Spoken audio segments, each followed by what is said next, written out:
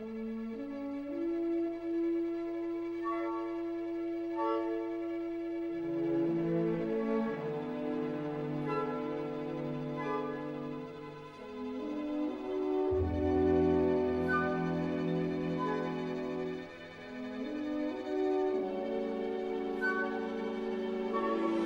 enamorado profundamente de Aragón. Esto no es ningún secreto para quienes le conocemos bien y para quienes le seguimos en el Facebook. De hecho, tiene una página que ha abierto al mundo que se llama Proud to be born in Aragón, que quiere decir exactamente que él está orgulloso de haber nacido en Aragón.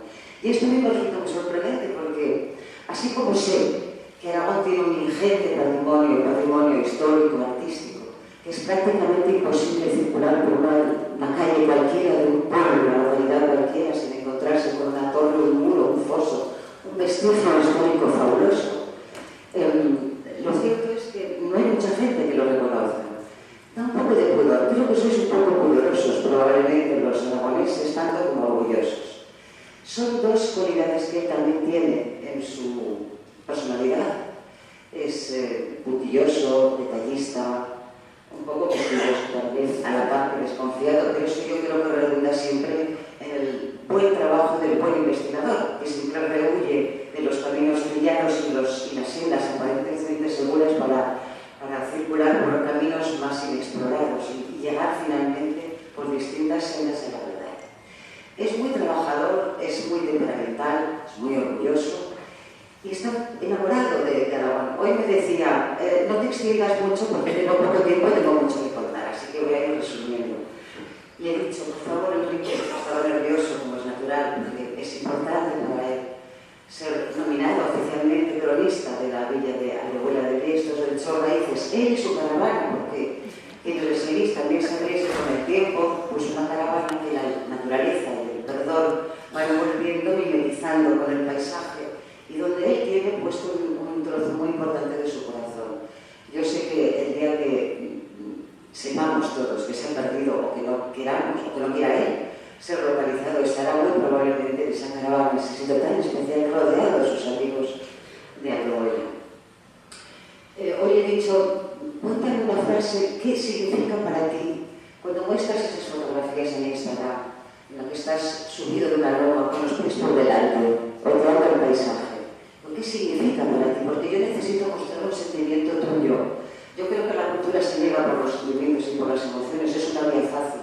La otra es el estudio y la penetración rigurosa, pero creo que para abrir ventanas y puertas a la cultura hay que entrar también por la vía de los pequeños sentimientos que nos conectan a los seres humanos. Y me he dicho exactamente que donde están sus pies está su alma, que cuando mira esas montañas ve a sus ancestros, ve a sus abuelos, se siente parte del paisaje. Él ha echado raíces, ahí están sus azules y sus soles de infancia. Y a partir de ahora nos va a ir narrando minuciosamente, como acostumbra, hechos muy destacables y reseñables de la historia de Aldehuela, que no es pequeña. Él va a abarcar probablemente casi 1000 años. Yo he leído que hay unos restos arqueológicos que aún se remontan mucho tiempo atrás. Hay restos y vestigios importantes de la dominación musulmana. Y realmente me he dado a pensar que cómo es posible que nadie pueda reivindicar una pureza de raza cuando todos estamos feliz y alegremente mezclados unos con otros, razas, culturas, distintas corrientes, civilizaciones que nos han visitado y se han instalado aquí. Enrique está orgulloso de ser aragonés y yo estoy muy orgullosa de ser su amiga. Enrique, muchísimas gracias.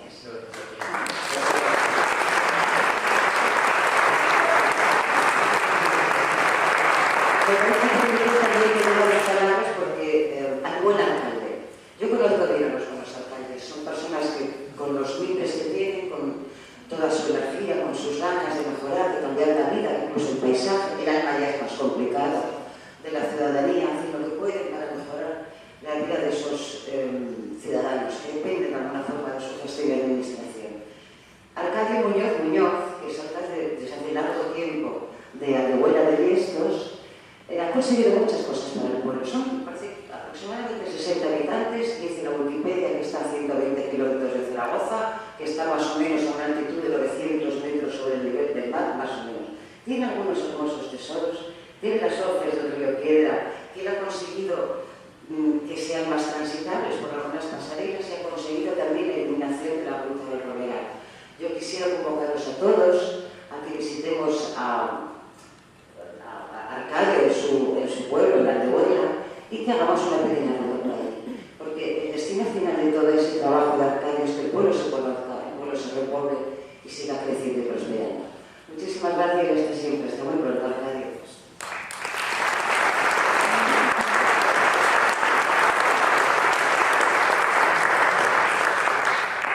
Sí, buenas tardes. Yo voy a hablar un poco de ese breve porque tiene que hablarse. En primer lugar, agradecer a María Soriano que ha hecho esta presentación de que yo creo que la ha elaborado. Y en segundo lugar, a las personas que nos han visitado, que nos acompañan, primero al pueblo de Aldehuela, por supuesto, al presidente de la Cámara que nos acompaña, a Paco Huesa, historiador, que lo sigo también. Luego también al diputado de la Provincia de la República, Mario Escaramente, y a todos nosotros. Y especialmente que, en primer lugar, deciros que el numeral que cronista la Aldehuela fue una decisión de la que estoy hablando y me gusta rodearme siempre de si pueden ser personas que son inteligentes que yo. Si pueden ser. Porque siempre te dan para cosas nuevas, para que hacen bien. Entonces, yo creo que cuando hicimos en el pueblo la presentación en el pabellón, este verano, yo me quedé alucinado con lo que salía del pueblo. Entonces, estamos también hacia el año que viene dedicar un libro, sobre todo para hacerlo de lo que es adquirir, en fin, esto del pueblo. Y decir que un pueblo de poco más o menos 60 vecinos que estemos hoy aquí en la casa de los municipios, la iglesia sabéis que la Diputación Provincial de Zaragoza es la madre de todas las madres. Sin la Diputación Provincial seguramente no existiría Aldehuela, pero claro, las subvenciones estas parten de aquí. Los pueblos son tan pequeños, se unieron la despoblación, estamos a etapa de, no tenemos una red móvil en condiciones, vamos, hacemos lo que podemos. Yo creo que intento siempre en Aldehuela, a la vez que hacemos más, pues tanto de CAES, tanto de intentar un poco de la cultura, que la cultura es elemental en los pueblos. En los pueblos se aprovecha mucho de cultura y como en Aldehuela, estos para el invierno quedan un poco a gente, yo he buscado otro trabajo más que es hacer en la comarca una filmoteca que todos los meses, un par de veces, ofrecemos un tipo de cine clásico. Explicamos José Ángel, que es fotógrafo de Aldehuela, y yo, escritor y fotógrafo, un poco la película cine clásico, quizá también algún estilo de festival, por ejemplo, de Sevilla de Vez, que no se ve en Zaragoza, y la mezclamos ese tipo de cine que la gente sí que sabe que existe, pero no sabe por televisión. Y se les explica un poco por la película. Entonces, eso es el aspecto cultural. Luego en el pueblo, pues sí, intenta un poco lo que dice Mariluz, hacer vía de las voces, que por cierto, casi las conocen, yo cuando estaba en el pueblo, casi las conocen. Va a venir más conocí la paella. Una primera etapa. Estaba esperando las pasarelas de izquierda ya. Sí, yo espero que venga la parte que mi hijo ha hecho un viaje ahora que también nos ha hecho el honor de estar aquí esta tarde, un poco para animar la charla. Entonces, yo no voy a extender más, simplemente de verdad, agradecidos al pueblo por estar aquí, que estáis, y os espero un hecho de hoy, y que siga el pueblo creciendo, y no sé, hoy estoy yo, pero mañana está otra persona. Se dio iniciado esto por un cronista, que espero que siga por los siglos de los siglos, y que no desaparezca el vuelo. Yo creo que necesita un empujón y tardará un poco en desaparecer. Y gracias a Enrique, pero nada, Enrique, es que yo me cito a Enrique porque no lo ha dicho ya Mario, vamos. Yo solo cuando yo por el pueblo hablo con él, soy una persona que no se mete con nadie, que va a sus campos, a su historia, Mario París, soy alguna vez, me lo encuentro por el lado, lo invito al ayuntamiento, oye, que tenemos que por aquí. Yo fui bien, cuando me explicó la historia, me acuerdo de otros libros, la verdad es que alucinado y oye, hicimos, entonces lo que me he visto de verdad por eso, porque creo que se recopile todas las historias que tenemos en la región. Y nada más, gracias a todos y me pido cuando quieras. Muchísimas gracias.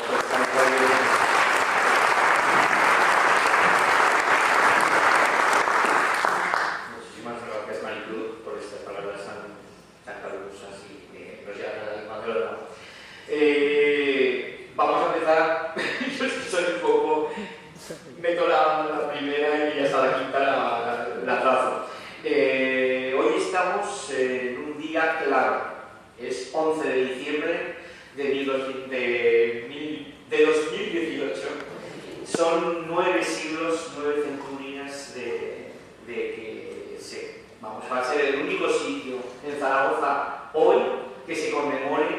la capitulación de la ciudad de Saracusta musulmana almorávide a las tropas del rey aragonés Alfonso I el Batallador, que también glosó Domingo Puesaller en su conferencia en el Ateneo, que nos dejó maravillados, y que nos va a enlazar esta conferencia porque allí nos dejó clarísimo cómo se concertó, cómo se pactó esa capitulación de la ciudad de Zaragoza por medio de una promesa sólida y estable que él llamó y que está muy investigada. Era una fórmula para salvar el honor de la ciudad musulmana de Zaragoza, la Zaragoza almorávide, para que no se sintieran ellos realmente atacados por unas huestes cristianas que querían quedarse con su ciudad. Bueno, vamos a ser los únicos, yo creo, que hoy conmemoremos este 9º centenario en un día tan señalado y que nos enlaza muy bien con nuestra conferencia, porque a esa conquista del Valle del Ebro y de Zaragoza, de la Saracusta musulmana, vino un caballero cruzado de la zona de Burdeos, una zona que se llama el Interdue Maria, en francés es el Entre deux Mers, el entre dos mares. Estos dos mares realmente eran los ríos Dordoña y Garona. ¿Veis? ¿Veis aquí? ¿Veis aquí? Dordoña y Garona. En el Dordoña y Garona, justo en medio, existe una comarca que se llama el Entre dos Mares. Esta comarca, que está muy próxima a Burdeos, al estuario del Gironda, con Aldehuela tiene 589 kilómetros. Esos casi 600 kilómetros son la distancia que separan las raíces de Aldehuela con nuestra villa. Porque en esta comarca, en esta región de Entre dos Mares, se discurrió la vida de una familia que era la familia de los Liñán.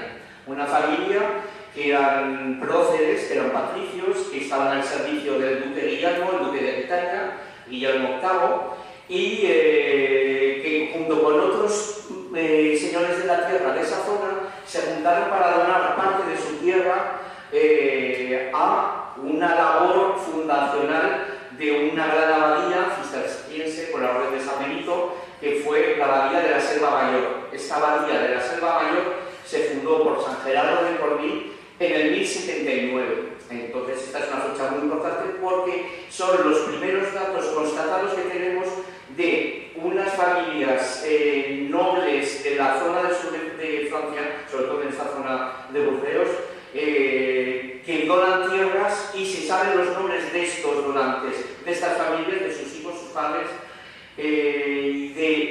podemos rescatar un poco la genealogía de esas familias. Esa familia que es el origen de la familia del linaje de los Liñán, que son los que fueron los señores del pueblo de Aldehuela. ¿Veis? Aquí tenéis a la izquierda tenéis un poquito lo que es la abadía de la Selva Mayor, y ahí en el cuadrado tenéis la zona donde se discurren todas las tierras que tenían esta familia de los Liñán. Esta familia de los Liñán era una familia que su principal cabeza de linaje conocido era Gaucelmo Arnaud de Liñán, que con su mujer Garcenda donan tierras que tenían en toda esta zona de estos pueblecitos que eran Luc, Cadillac, Saligat, Dardenac. Dardenac es la primera donación a la abadía de la Selva Mayor. ¿Por qué donan estas tierras?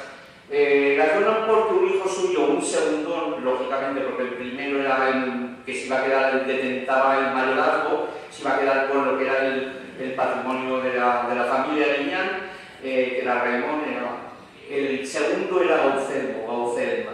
Y Gaucelmo, posiblemente después de haber guerreado, de haber sido caballero, todavía no cruzado, pero sí que debió tener sus correrías, decidió ser monje y profesar en la orden de San Benito, en la nueva abadía que se estaba fundando allí en la Selva Mayor. Esta abadía de la Selva Mayor, durante todos estos años empezó a tener muchísimas donaciones, no solamente de la zona de Entre dos Mares, sino también de los reyes aragoneses, porque tanto Sancho Ramírez como luego Pedro I y Alfonso el Batallador y Alfonso II donarán muchísimas riquezas a la abadía de la Selva Mayor, y le donarán también rentas de pueblos y de villas de aquí de Aragón. Entre ellos, fíjate, antes de conquistar quedaron los caballeros, ya las parias de los moros, las tenían a de la Selva Mayor, las que se las habían donado ya Sancho Ramírez antes de la conquista cristiana. También Alcalá de la Selva, que es un pueblo de Teruel, realmente se llama de la Selva por la abadía de la Selva Mayor. O sea, nos encontramos ante un foco muy importante eclesiástico de zona de paso obligada para el Camino de Santiago, y era una zona realmente muy rica también y que acaparó muchísimas riquezas por parte de estas familias nobles. Bueno, no sabemos realmente si Pedro de Liñán fue bisnieto, sobrino, nieto de Gaucelmo Arnao, pero sí que realmente existe la correlación. ¿Veis? Tenéis aquí a Gaucelmo Arnao, luego tenemos ya la segunda línea de Raimón I y Gaucelmo. Gaucelmo es el que entra de Monte. ¿Ves? Toda esta familia de los Liñán ha sido estudiada por un profesor de la Universidad de Burdeos, Frédéric Couturier, que es el que ha escrito un libro muy importante sobre el duque Guillermo de Aquitania y toda su sociedad feudal alrededor de los que llamaban ellos los príncipes castellatenientes, que eran los señores de los castillos que dominaban realmente sus tierras y que dependían del duque Guillermo, porque el duque Guillermo era realmente un duque soberano, dominaba toda la zona de Aquitania, desde la parte de arriba de Poitiers, bajando casi hasta el Bearn, porque el Bearn, que es muy importante para Aragón, realmente tenía muchísima relación con la zona aquitana. Todos estos eran vascones, eran vascos, eran enemigos de los godos. Ya sabes que los godos vinieron a invadir y los vascones se resistían. Toda la zona del Pirineo navarro realmente son vascones.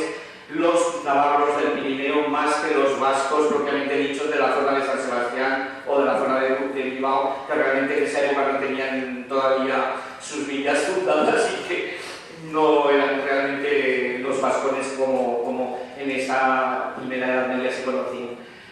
Bueno, pues bien, Pierre de Liñán viene entonces a la conquista de Zaragoza y sí que se sabe, por medio de un escrito del mayorazgo de Liñán que conserva el ducado de Rivas.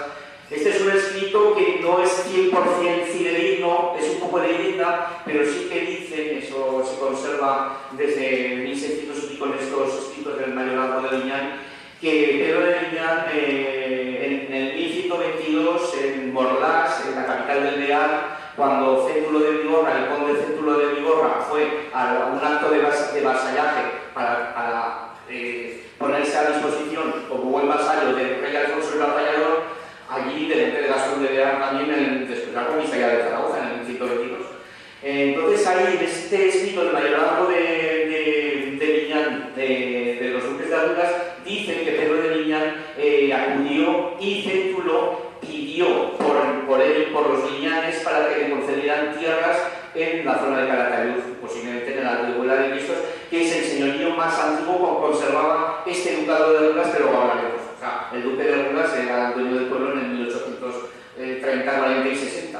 Entonces, dentro de sus escritos que se conserva del mayorazgo de Liñán, que estaba dentro del ducado de Rivas, el pueblo de Aldehuela era su patrimonio más antiguo. Fíjate que estamos hablando del 1100 y pico, 1200 y pico. Entonces, bueno, Pedro de Liñán conquista Zaragoza, estará seguramente en capitulación, conquistará con Alfonso y con sus huestes de Gastón y de Céntulo, hasta la zona del Valle del Ebro, Giloca y Jalón. ¿Qué pasa? Que en el momento que ya han conquistado todas estas ciudades del Valle del Ebro, todos estos guerreros se asientan, lógicamente, porque les dan tierras y les dan muchísimas dádivas al rey por haberle ayudado a conquistar. Y Pedro de Liñán, con muchísimos más caballeros vascones, se instalan en lo que es la Calatayud conquistada y se empadronan, se emparroquian en la parroquia de San Pedro de los Francos, que es la parroquia propiamente dicha de estos caballeros vascones que vinieron a guerrear con Alfonso el Batallador. Se conoce desde el 1100, desde el 1238 se sabe más o menos que hay ya salvas de Fanzonia que están diciendo que salen a la luz los de Liñán. Lógicamente, las salvas de infanzonía, unas partes son de Liñán y otras partes se van retroalimentando y los propios jueces aragoneses se las dan por buenas delante del rey. Bueno, entonces una vez que ya el rey da certitud por medio del juez de justicia de Aragón, que también está delante de esa petición de salva, eso es como que va a misa.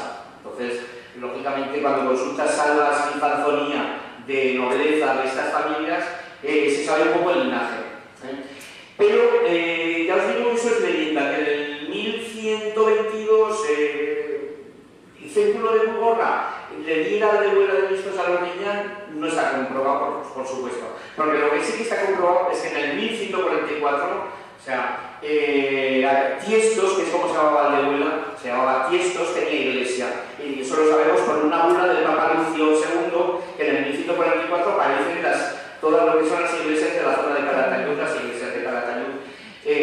La bula del Papa Lucio III, posteriormente en el 1182, aparece también la iglesia de Tiestos. Y en el 1186, unos años más tarde, ya Alfonso II de Aragón está en el asedio del castillo de Rueda de Jalón, tratando de recuperar por los navarros, que lo tenían los navarros. Había sido de procedencia castellana también, pero bueno, lo tenían los navarros y Alfonso II de Aragón está en el asedio del castillo de Rueda de Jalón. En ese asedio, en el 1186, ya da Tiestos, lo que es Aldehuela, lo da al monasterio de Piedra. Todavía sin fundar el monasterio de Piedra, realmente se funda en el 1195, propiamente dicho, con los monjes que vienen del monasterio de Poblet, pero ya les avanza la donación en este asedio del castillo de Rueda del 1186. ¿Qué pasa? Que el monasterio de Piedra no está donde está ahora. Eso es en 1218, porque cumplimos este año 800 años de la construcción del monasterio propiamente dicho, donde ahora lo conocemos llamado de Nuevalos. El monasterio de Piedra, en el 1195, era un asentamiento de estos primeros monjes de Poblet que está en la zona de Peralejos, en Teruel. Ahí está un tiempecito hasta que construyen ya en Nuevalos el monasterio, que es el que se conoce y conocemos todos. Andrés de Liñán, en el 1238, acude con Jaime I el Conquistador a la conquista de Valencia. Y es uno de los capitanes más importantes del rey porque, siendo jurista como era, ordena los fueros del reino de Valencia con el rey, con Jaime I. Esto fue tan importante el que estuviera en esta conquista de Valencia que Jaime I, seguramente ahora sí que es verdad que le da el señorío de Tiestos a Andrés de Liñán. Andrés de Liñán, además, también a la vez que le da el señorío de Tiestos, también compra todas las deudas del señor de Azagra de Albarracín y se queda con la posesión real de Albarracín, que luego la volverá a pasar a los Azagra porque le volverían a dar pues posiblemente ese préstamo de tropecientos mil, no sé cuántos eran, 200.000 maravedís de oro, era una barbaridad. Se los dan al maestre Pelaya, un maestre de la Orden de Santiago, que era el depositario de las deudas que tenía el señor de Azagra antes de irse a la conquista de Valencia. Entonces este Andrés de Liñán realmente es uno de los más importantes del linaje de los Liñán, que ya se sabe que tiene Aldehuela como es el primer señor de Aldehuela. Muere muy pronto después de la conquista de Valencia y su hijo Andrés II de Liñán, todo esto sigue viviendo en Calatayud, no están viviendo en el pueblo, eran señores de Aldehuela, pero su solar lo tenían en Calatayud. Su hijo Andrés II de Liñán sí que ya es reconocido ya como de verdaderos señor de Aldehuela, ya por las salvas de infanzonía, en una que se conoce muy bien, que es la del 1286. Esta es una salva que se da en Calatayud delante de Alfonso III y con un juez muy importante que era el Justicia de Aragón, Ximén de Salanova, que acuden a Calatayud pues a estos. Y entonces muchas veces pues hacían una corte itinerante y en ese recale que se quedó Alfonso en Calatayud le presentaron la salva. Por eso se sabe que ya en ese 1286 este Andrés II de Liñán era también ya señor de Aldehuela. Este Andrés II es el que tiene como hijo principal también a Ferran, pero como hijo segundo, Nasoriano de Liñán, que es el que tu hermano estudió. Por eso es que el hermano de Maricruz es muy estudioso también de esa familia, que me sorprendió cuando me lo dijo de primera. Es que Maricruz tiene raíces en Calatayud también, por eso es de ahí que también esta zona la conozcan muy bien. Pues Andrés II realmente es el otro de los mayores e importantes señores Liñán de esta época, en el 1286, y pasa al de Huela a su hijo mayor, que es Ferran. ¿Qué pasa? Que en esta época nos llega la peste negra. Llega la peste negra y se muere casi toda la zona. O sea, realmente es que quedan 4. Entre que también nuestra zona es muy despoblada, ya con la peste negra se quedan todavía más despoblada. Si encima a la peste negra se le suma la guerra de los Pedros, ya es entendible que realmente estamos en una zona de frontera, en una zona de muchas luchas, pero también en una zona desgraciadamente muy poco poblada, porque los asentamientos siempre estaban, pues eran por litigios de tierras entre el reino de Castilla y el reino de Aragón, teniendo siempre el señorío de Molina en medio, que era el que hacía un poco de parapeto entre los dos reinos. Por eso el título de frontera entre los reinos, porque realmente estamos entre el reino de Aragón y el reino de Castilla, con el señorío de Molina en medio. Realmente lo que son las mogorras es el fin del pueblo, era también la frontera, sigue siendo la frontera de Aragón con el señorío de Molina, con la zona de Guisema, Tortuera, Fuentesalz. En Fuentesalz había un castillo que era también espejado con el castillo de Aldehuela, se miraban unos a otros. O sea, entonces el señor de Aldehuela miraba desde su castillo al señor de Fuentesalz, que era uno de los del señorío de Molina. Bueno, pues entramos ya en la zona de territorial que más manejamos. Como veis, tenemos ahí al monasterio de Piedra y sus áreas de influencia, como son, lógicamente, Tiestos, la granja de Zaragozilla, que es una granja que la donará Pedro Muñoz, el antiguo señor de Torralba de los Frailes. Torralba lo dona también al monasterio, se llama de los Frailes porque lo dona al monasterio, pero del Santo Sepulcro en Calatayud. O sea, y toda esta área de influencia, todavía el monasterio controla la zona de nuestro pueblo. Aquí tenemos una prueba de un señor de Molina, que es Gonzalo Pérez de Molina. Este era un señor de Molina muy importante también del 1212, la época de las batallas de la batalla de las Navas de Tolosa. Pues este señor de Molina, Gonzalo Pérez, va a ser muy importante porque se entierra en el monasterio y cede también tierras al monasterio, pero también le da derecho a Aldehuela de poder ir a Molina sin pagar peaje, para poder también comerciar, todo esto a los vasallos del pueblo, lógicamente, que pertenecían al monasterio. En el 1212 todavía son del monasterio. ¿Veis? Esta es la zona de influencia que tiene más o menos Molina con Aldehuela. Y entonces tenemos todo lo que era, donde he puesto el escudo de los Liñán, que es el escudo amarillo y rojo, es un poco las áreas de influencia de la familia Liñán, con la frontera que tenemos ya, Molina abajo, ¿ves? Medinaceli a la izquierda, que Medinaceli con Molina de Aragón estaban muy imbricados, eran castellanos, pero se ayudaban unos a otros. Y Aldehuela estaba siempre en medio, estaba ahí un poco pues en la frontera, como siempre ha estado.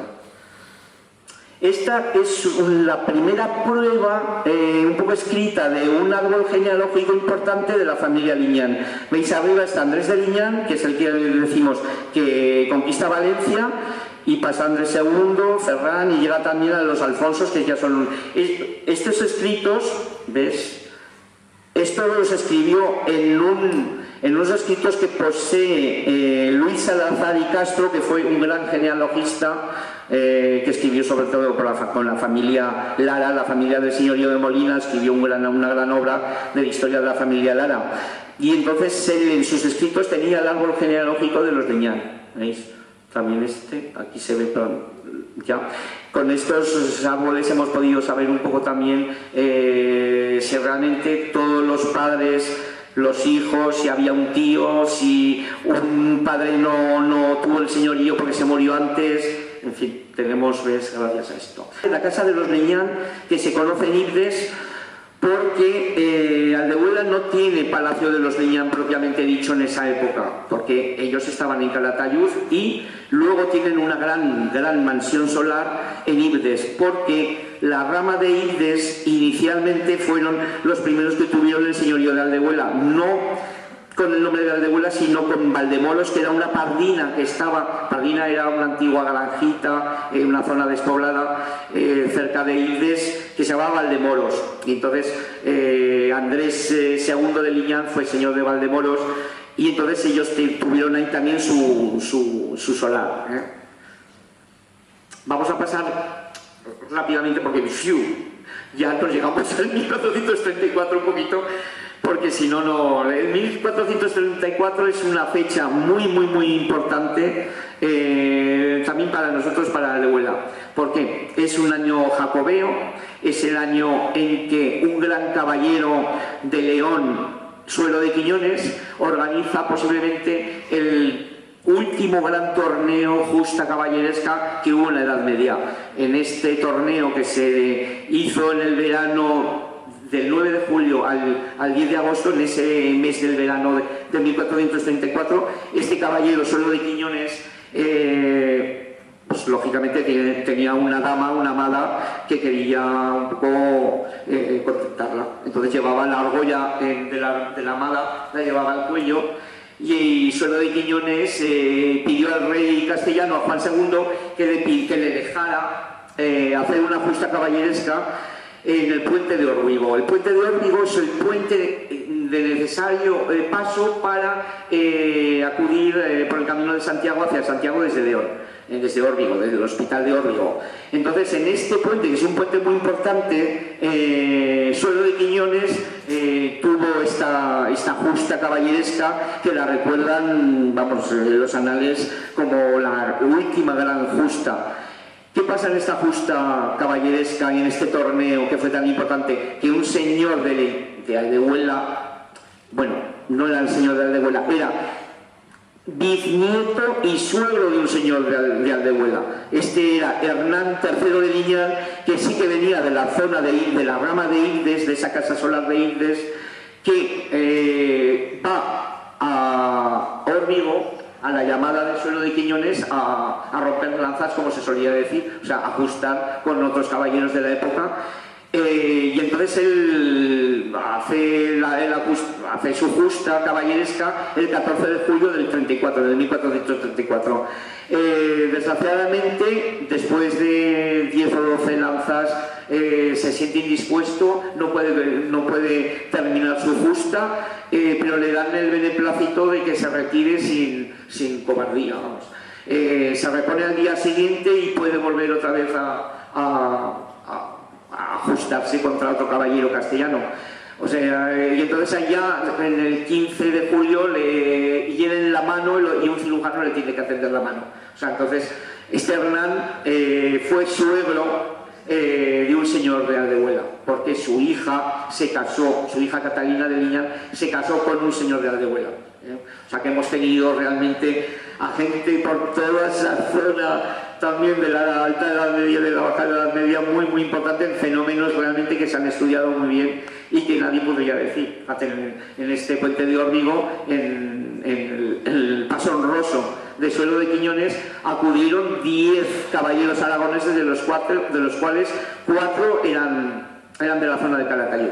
Había Funes, había Liñanes, había Sayas. Había un Sayas que en Calatayud había siempre la lucha intestina entre dos clanes, que eran los Sayas y los Liñanes. Pues un Sayas y un Liñán estuvieron en el puente de Órbigo, en este Paso Honroso, que fue realmente recogido por... Justo, esto es en el 1434. Y en el 1449, ¿qué pasa? Fíjate, 10 años después, 15 años después. Pues que Daroca, ahora ya nos dejamos ya Calatayud, o sea, que los Liñán estaban afincados en Calatayud, pero ya en estas fechas del 1450, 1400 y pico, ya están en Daroca, y se asientan más por la zona de Daroca. Desde ya tiempos anteriores, pues desde que tiene Envid y tiene Disema, Fuente el Sal, el Pogo, toda esa zona de fronteriza con Aldehuela, él quiere unir a su familia con la familia de los Liñán. porque lógicamente estaban todo el día peleándose unos a otros y la forma de arreglar las peleas era casar a una hija con un hijo. ¿Qué pasa? Que su hijo primogénito, cabeza de linaje, Íñigo de Molina, que ya era tercer señor, bueno, era su nieto principal, y lo quieren casar ya con una señora de Aldehuela. Entonces, es una forma ya de no tener ya tanta guerra.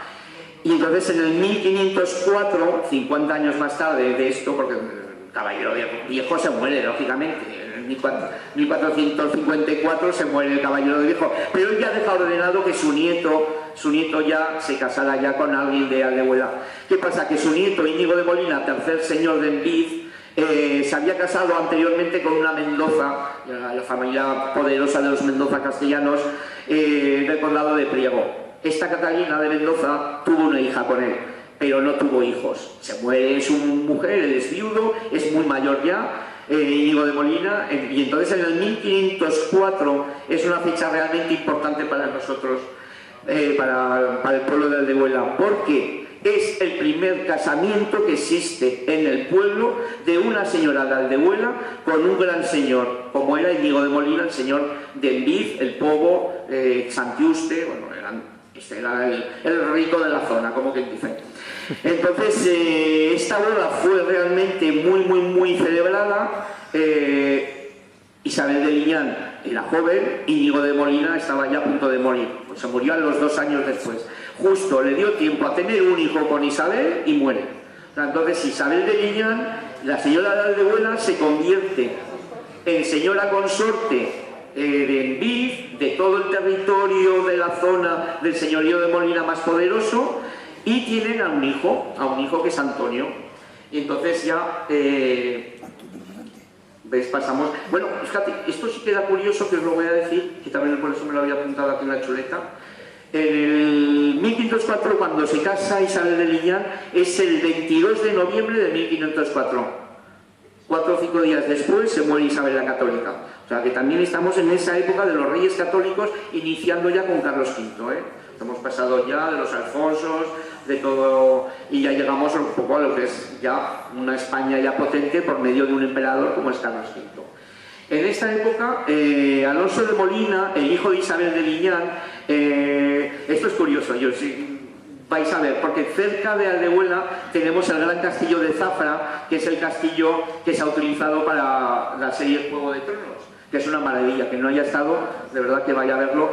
Este castillo de Zafra es el castillo del hijo de Isabel de Liñán. Él es alcaide, es nombrado alcaide del castillo de Zafra, aparte de alcalde perpetuo de Molina, de lo que llamaban las alcabalas, de todo lo que era un poco los... las rentas que le daban todos estos pueblos de alrededor. Antonio se morirá también pronto, tampoco estos señores, lógicamente, en esta época se mueren todos con 40, 45, 42, no viven mucho. Pero sí que Alonso consigue casarse también con una grande... No, Alonso no, perdón. Sí, Alonso de Molina, perdón. Alonso de Molina, el alcaide de Zafra, se casa con otra gran familia, se casa con Elena de Herrera, y Elena de Herrera es la hermana, esto lo digo porque es la hermana del que nombran marqués de Auñón. Es importante este marquesado de Auñón porque es el marquesado en el que el señorío de Aldehuela se queda imbricado. No se sabe por qué, pero se mete en el patrimonio del marquesado de Auñón. El marquesado de Auñón, que también es un pueblo de Guadalajara, es esta Elena de Herrera la que se casa con Alonso de Molina, y es la hermana mayor del marqués de Auñón. Este marqués de Auñón le dan el marquesado al rey Carlos V, y porque vivía en Madrid y era un gran jurista, y tenía manejaba las rentas también, porque era buen abogado, manejaba las rentas de muchas familias poderosas. Entre ellas, fíjate, ya en la época de Felipe II, la de la princesa de Bolí, la del Parche. O sea, el hermano de Elena, de la señora de Aldehuela, era el que le manejaba las rentas a la princesa de Bolí, ya con Felipe II.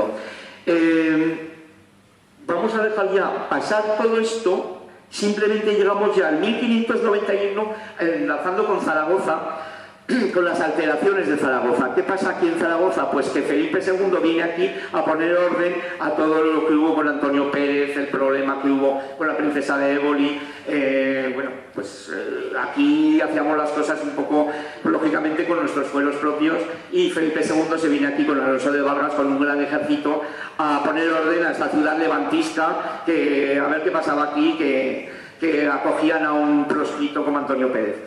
Bueno, pues el hijo de Alonso, que ya es Antonio de Molina, que también es señor de Envid y señor de Aldehuela, este Antonio de Molina, en vez de levantarse en armas contra Felipe como otros, como los que ve aquí de Zaragoza, estos tienen una influencia más castellana. Y entonces están más de la cuerda de Felipe II. Y entonces Antonio de Molina, en las alteraciones de Zaragoza, irá a Zaragoza con 200 hombres a caballo, con 200 jinetes caballeros pagados por él. Esto, lógicamente, le da un empaque ante el Felipe II muy importante, y un año después, en el 1592, Felipe II le nombra gentilhombre de boca de su majestad. O sea, los gentilhombres de boca eran los que iban con la copa a servir al rey. Era un gentilhombre de boca, se llamaba también, porque claro, todos los grandes nobles mataban por estar sirviendo al rey, aunque fuera darle una copa o servirle la comida o arroparle por la noche, en la palabra. Pero era un título muy muy importante, el de gentilhombre de boca de su majestad. Eso lo consigue gracias a llevar los 200 hombres a caballo aquí a las alteraciones de Zaragoza. Aquí, esto también es interesante, hablando de Felipe II, os he puesto esta imagen, porque esta imagen es un poco la zona del Camino Real que pasa por Aldehuela y por Usez y por Torralba de los Frailes. El Camino Real era el camino que utilizaban, lógicamente, los reyes para pasar desde Madrid a Barcelona, y en esa época pasaban por la frontera que existía en Tortuera y Usez. En Tortuera había una aduana y en Usez había otra, una para Castilla y otra para Aragón. ¿Qué pasa? Que Felipe II va a casar a su hija Catalina Micaela aquí a Zaragoza, y entonces desde Madrid a Zaragoza pasa por toda la zona de Usez, por el Camino Real. Hacen la parada en Tortuera y pasan hasta La Loca. ¿Qué pasa? Que a los que llevaban de avanzadilla, que son los que escriben la crónica, entre ellos Enrique Cock, que era un guardia de corps, medio holandés, medio español, fue el que escribió un poco la crónica de los viajes de Felipe II. Entonces Enrique Cock sí que nos cuenta el viaje de su rey Felipe II a través del Camino Real, y nos nombra Aldehuela de Listos, nombra Torralba, nombra Usez, nombra La Loca, y dice que los que iban con el rey un poco, que eran un poco más pues, los soldados, lo que hacen es hospedarse en las fondas de Torralba de los Frailes. O sea, pero visitan también la zona de Aldehuela porque la nombra, y hacen un poco de avanzadilla para el paso a Usez y a La Loca que hace el rey Felipe en 1575 para casar a su hija Catalina Micaela. Vale. Después de estos casorios, después de Felipe II que se levantan en armas aquí en Zaragoza y todo, llegamos ya a una fecha como 1634, que lo he puesto aquí a la derecha, que es la fecha en que un otro señor de Molina y de Aldehuela de Listos, Marcos de Molina, le da a Aldehuela la libertad de, como se ha puesto ahí, la libertad de heredar, testar y de enterramiento. En esa época los señores feudales, lógicamente, eran los dueños no solo de las tierras, sino de sus propios vasallos. Y entonces lo que les permite Marcos de Molina, con un escrito de liberación, es que los vasallos, sus vasallos de Aldehuela, pudieran testar, pudieran casarse, pudieran heredar y pudieran enterrarse sin permiso del señor.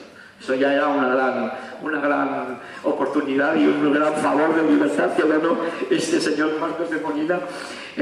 Este Marcos de Molina es también importante porque unos años antes de hacer este servicio al pueblo, de dejarles casarse, enterrarse y heredar, en el 1626, unos años antes, firma lo que se llama, que eso en otro momento cuando tengamos una reunión solo para este tema lo trataremos porque es muy importante, se llamó el convenio de la Aldehuela. Por eso nuestros mayores dicen Huela con diéresis y todo, porque se escribía así en esa época, la Aldehuela.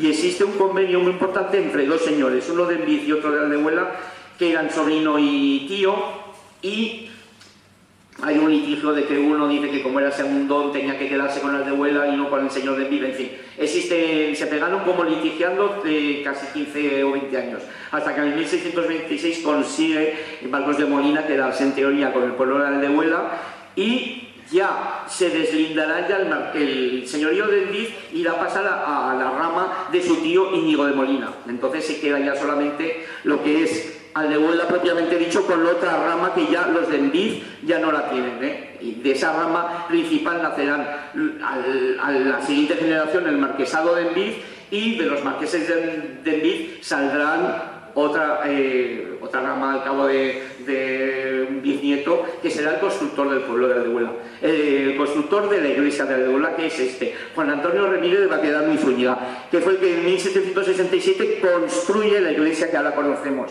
Este es el escudo de Juan Antonio Remírez. Os lo voy a explicar rapidísimamente. El escudo que tenemos en la iglesia del pueblo, veis que tiene 4 cuarteles y uno en el centro. Los 4 cuarteles son los que en cada derecha, izquierda, inferior y... ¿veis? Son 4 armas que existen dentro de un escudo, ¿eh? Entonces, en el arma de la derecha, os he puesto Zúñiga, y arriba estáis cómo es el arma. De la izquierda superior es Baquedano, el de la derecha inferior Herrera, y el de la izquierda Molina, y en el centro Liñán, porque eran un linaje liñán que era el importante, el que siempre se quedaba Aldehuela. Zúñiga, Herrera y Molina pertenecen a su madre, a la madre de Juan Antonio Remírez de Baquedano, y el de arriba, el de las 3 franjas horizontales, Baquedano, ese viene por parte de su padre, que era navarro, que es de San Martín de Amezcua. ¿Ves? Está en la iglesia, en 1767, y de donde viene el linaje, ¿eh? Vale, estos son los primeros. Este es un escrito de los primeros baquedanos que hay escritos en el pueblo, en el libro que se conserva en la sacristía, que eso también es para estudiarlo con tiempo, ¿eh? ¿Ves? Estos son de dónde viene Juan Antonio, el constructor de la iglesia, Juan Antonio Remírez de Baquedano. Viene de aquí, de los montes de Urbasa, la zona navarra, cerca, pasando desde Vitoria, Salvatierra, pasas ya a toda la zona de los montes navarros, lindando ya con Álava, que son los montes de Urbasa. En esos montes de Urbasa está Baquedano, por eso tenemos muchos baquedanos en nuestro pueblo. Existe el pueblo de Baquedano y San Martín de Amezcua. ¿Veis? San Martín de Amezcua, veis aparte de arriba, son los montes de Urbasa, y veis que está San Martín de Amezcua. ¿Veis? Aquí lo veis, a la parte de arriba San Martín de Amezcua, ahí, y abajo Aldehuela. Esa es la distancia que había más o menos entre el señorío que tenía Juan Antonio Remírez de Baquedano inicial por parte de su padre, navarros, que bajan abajo primero a Guadalajara y pasan al pueblo, y se quedan con el pueblo por un derecho del marquesado de Almión. En fin, litigian y se queda con el pueblo, y como se queda con el pueblo 10 años antes de construir la iglesia, construye la iglesia porque dice: soy dueño de este pueblo, es el señorío más antiguo que tengo porque lo he recuperado, y entonces voy a construir la iglesia que conocemos todos y que tenemos ahí. ¿Ves? Este es el solar principal en San Martín de Amezcua de la Casa Fuerte de los Baquedano. Esa es la puertecita de la Casa Fuerte con el escudo, ¿ves? De los Baquedano, las 3 franjas horizontales. Esta es la casa. Ellos en Navarra, una casa fuerte, una casa vigía también, casas fortaleza, se llamaban palacios. No es porque fueran palacios, sino porque cuando se dice el título de un señorío principal de Navarra, se dice señor de los palacios de... Por eso Juan Antonio Remírez de Baquedano era señor de los palacios de Ecala, San Martín de Amezcua, de Baquedano. En cada pueblo de estos tenía un palacio que era esto, una torre vigía para controlar, pues estaban todo el día peleándose. Pues, este es el que se conserva, ahora mismo es de titularidad privada, pero bueno, me dejaron hacer fotos. ¿Ves? Esta es la torre fuerte, es por donde echaban el aceite hirviendo. Y esto es Baquedano. Fíjate, los Baquedano que están en los montes de Urbasa es una maravilla. Está el nacimiento del Urederra, que es fíjate, tenemos también ese lazo un poco entre Baquedano y Aldehuela. tenemos un río Piedra y tenemos el río Urederra, muy parecido también, y sobre todo lo que son las montañas, fíjate, lo que son los montes. Os he puesto la correspondencia. La parte de la izquierda, o sea, la parte de arriba es Hoces del río Piedra y la parte de abajo es la serranía de Urbasa, los montes de Urbasa. Son cársticos y son iguales. O sea, realmente Juan Antonio Remedio de Baquedano vino a un territorio que conocía bien porque le recordaba también a su Navarra de sus ancestros. ¿Ves? Este es el escudo principal de los Baquedano, las tres franjas. Y este es el Palacio de Urbasa, un palacio que se conserva en los montes de Urbasa. Nunca fue habitado por los señores de Baquedanos, por los Andía. ¿Ves? Los duques de arriba, que son los que son... El duque de arriba es este, que vamos a hablar 5 segunditos, rápido. Es el verdadero potentado señor de Aldehuela. Veis que también su ducado de arriba tiene las tres franjas, porque conserva... Bueno, tenemos aquí al duque de Rivas con su mujer Encarnación Cueto. Aquí el gran duque de Rivas. Estas son las pinturas de Madrazo más conocidas del gran duque de Rivas. El duque de Rivas era el nieto del constructor de la iglesia de nuestro pueblo. El tercer duque, Ángel de Saavedra, el gran duque poeta, el escritor dramaturgo de Don Álvaro y la fuerza del Sino. Y este fue el que se quedó con el pueblo hasta casi el final, hasta el 1860 y algo, que es ya después de tantos litigios habían conseguido volver otra vez a reeditar el señorío. Ellos querían ser... Los señoríos se habían abolido a principios del 1800 con la Constitución de Cádiz, pero no se hacen efectivos porque todos estos señores querían seguir teniendo todas las prerrogativas y las rentas de sus señoríos. ¿Qué pasa? Que se pegan 50 años casi litigiando para ver si podían conservar. Ya en el 1860 es casi imposible que les puedan dar la razón y entonces por eso posiblemente los habitantes de Aldehuela, los pocos que pudieron reunir dinero, se fueron al palacio del duque de Rivas a comprar el pueblo. Por eso el pueblo realmente... tenemos las tierras del pueblo desde el 1860. Seguían siendo del duque de Rivas hasta esa época. Estos son los hijos del duque de Rivas. Tuvo 9, los crió bien. Tuvo 9, de los cuales unos cuantos tuvieron tierras en Aldehuela todavía. Aquí si veis, este es el palacio del duque de Rivas en Madrid, actualmente Ministerio de Asuntos Exteriores, despacho del ministro Borrell. O sea, el ministro Borrell se sienta ahora en la casa del señor de Aldehuela. Es así, el duque de Rivas era el 21 señor de Aldehuela de Liestos. Este es el Palacio de Viana, se le llama también Palacio de Viana. Y llegamos aquí a la parte un poco como más cachonda, entre comillas, más cotilleo, porque el duque de Rivas, el gran duque de Rivas, el tercer duque de Rivas, tiene una hermana con la que tiene mucho cariño porque su hermano mayor se había muerto, eran solo 3 hermanos. Entonces su hermana, que fue la que se quedó con el título de condesa de Sevilla la Nueva, que era uno de los títulos que aparecen en el friso de la iglesia de Aldehuela, pues esta hermana del duque de Rivas tiene un hijo, tiene 2 hijos, pero bueno, una chica se casa con el marqués de Ayerbe y el chico, José María Ruiz de Arana, que era muy apuesto, por eso le llamaban el Pollo Arana, fue un guardia de corps, fue un militar, todos los duques de Rivas fueron guardias de corps. Entonces era tradición familiar pues pertenecer a ese cuerpo de soldados, ¿no? Entonces José María Ruiz de Arana, en la Revolución de 1848, él es muy joven, él tiene 20 y pocos años, 22 años. Entonces lucha, por lo visto, con mucho argo y con mucho ahínco. Y entonces le hieren un poco, le hicieron un rasguño, tampoco es muy importante. Pero bueno, como pertenecía al cuerpo de los guardias de corps, en uno de estos bailes del Palacio Real, eran jovenzanos, Isabel II era también muy jovenzana, ya tenía 19 años y José María Ruiz de Arana tenía 22.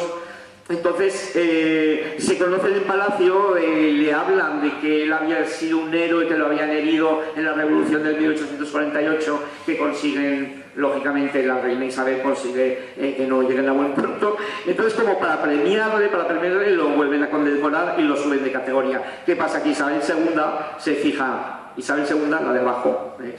Se fija en José María Ruiz de Arana, que es el que está arriba. Se fija mucho, o sea, quiere decir que tienen un tete-a-tete muy concierta su boda. Fijaros el parecido, o sea, izquierda José María Ruiz de Arana cuando ya era duque de Baena, y derecha Isabel la Chata. Tienen los mismos labios, la caída de ojo muy similar, Estos son unos escritos de José María Ruiz de Arana, unos escritos biográficos que se conservan en el archivo del Ducado de Baena. Esta, la de la foto, lo traigo porque también esto es el Ola, el Ola histórico del 1928, es una foto de blanco y negro, de la revista Blanco y Negro, y es una nieta de José María Ruiz de Arana casándose con otro importante, con un Álvarez de Eulate. Se casan, que bodorrios, estaba el duque de Villahermosa, estaba un hijo de Ruiz de Arana.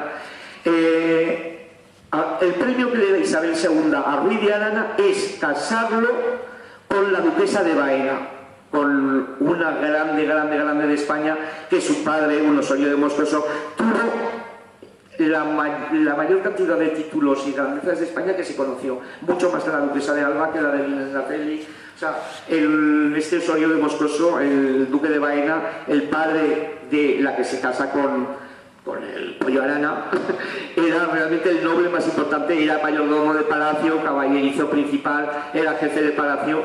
O sea, es que realmente ellos estaban en el ajo, pues porque Isabel II pues los trató muy bien, ¿ves? Aquí tenemos estas fotos, que es el del centro, es Gonzalo, otro hijo del duque de Rivas, que fue con, ¿ves?, Marqués de Bogaraya. El de la izquierda, Teobaldo, la de la izquierda, creo que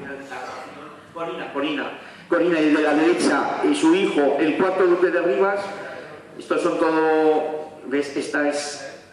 Y es que, mira, vamos ya muy mal, pero solamente vamos a hablar de del Marqués de Villalobar, que fue... Esto es importante porque este Marqués de Villalobar, que fue nieto del duque de Rivas, se conoce en la primera página del BOE del 1897, del 17 de febrero, nombran al de Huela de Vistos en la primera página del BOE. Esto es importante. Y nombran al de Huela de Vistos porque este Marqués de Villalobar tiene un litigio, tiene un juicio por problemas de acreedores de su padre, el anterior Marqués de Villalobar. Este Marqués de Villalobar fue nieto del duque de Rivas, del duque principal, del duque poeta, y este Marqués de Villalobar, rodeado de Saavedra y Guinet, realmente fue una persona como para estudiarla en profundidad, que casi no se le conoce.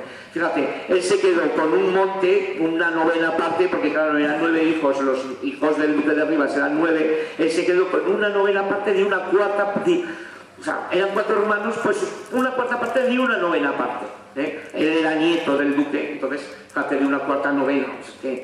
Entonces existe, ¿ves?, este dicto de un juzgado diciendo que se iba a salir a pública subasta una parte del pueblo que se llamaba Cotorredondo, por eso os lo comenté el otro día. El Cotorredondo no sabemos todavía dónde está, pero era una zona de encinares, y se trató de venderlo en pública subasta. Este Marqués de Villalobar no estaba para quedarse con el pueblo, ni una parte del pueblo ni nada, porque este fue un personaje muy importante en la Primera Guerra Mundial en Bélgica, en Bruselas. Él fue embajador, el primer embajador de España en Bruselas. Anteriormente había estado en la delegación, en la Embajada de Londres, arregló el casamiento de Alfonso XIII con Victoria Eugenia. Y este Marqués de Villalobar, Rodrigo de Saavedra y Guinet, es muy curioso. Es una persona que nació, el pobre, con muchísimos problemas de salud, tuvo muchas deformidades, y se conoce una anécdota muy curiosa. Él tenía una especie de armadura esquelética que le cubría toda la parte de las piernas, la cadera, porque lógicamente casi no podía andar de las deformidades que tenía, que le producían mucho dolor. Entonces, esta es una anécdota que se conoce porque era la puesta del árbol, la puesta en sociedad de las hermanas de Alfonso XII, María Teresa de Borbón y María de las Mercedes de Borbón, Habsburgo, Lorena. Estas dos hermanas, que eran hermanas de Alfonso XII, las presentan en sociedad, lógicamente en un gran baile en el Palacio Real. Y entonces el Marqués de Villalobar estaba en ese baile ante María Cristina, la reina regente, y las hijas las presentaban en sociedad con un gran baile. ¿Qué pasa? Que oyen un estruendo tremendo metálico Y entonces, claro, la reina María Cristina dice, ¿pero qué está pasando? ¿Qué está pasando? Si para la música, para el baile, y es que le dice una criada al oído de la reina, es Villalobar que se ha desarmado. O sea, se había caído, el pobre marqués se había caído del suelo y toda su armadura metálica fue un estruendo tremendo.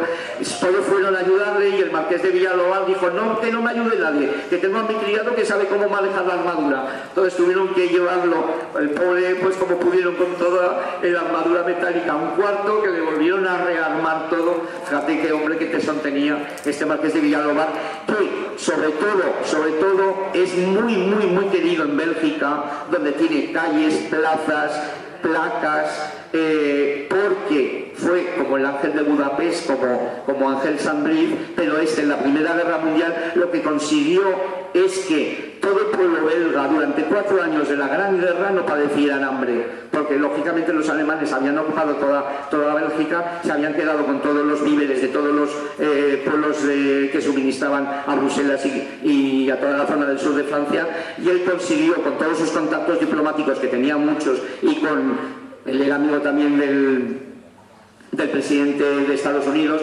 consiguieron desbloquear y poder llevar desde Estados Unidos muchísima viandas y alimentos durante 4 años para que el pueblo belga no sufriera de hambruna. Por eso en Bélgica le tienen realmente un gran cariño a este marqués de Villalobar, que poseyó una 9ª parte de una 4ª parte del pueblo de Aldehuela. Con esto yo creo que podemos dejarlo así, y en otro momento ya hablaríamos de cosas como mucho más internas. Muchísimas gracias. Creo que he podido un poco hacer una semblanza de casi 1000 años de historia. Muchísimas gracias.